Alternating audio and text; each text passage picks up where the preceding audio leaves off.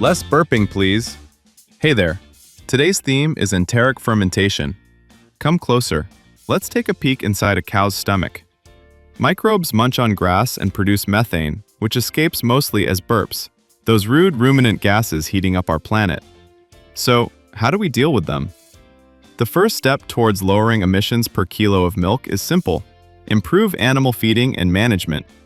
That entails increasing feed efficiency, optimizing rations, producing more milk per cow, maintaining fewer young animals, and cutting excess protein.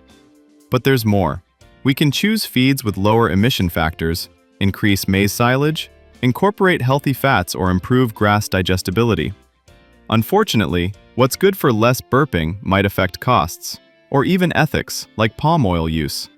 That's why cutting methane takes an integrated approach, one that balances smart feeding, solid economics, and a bit of climate good manners.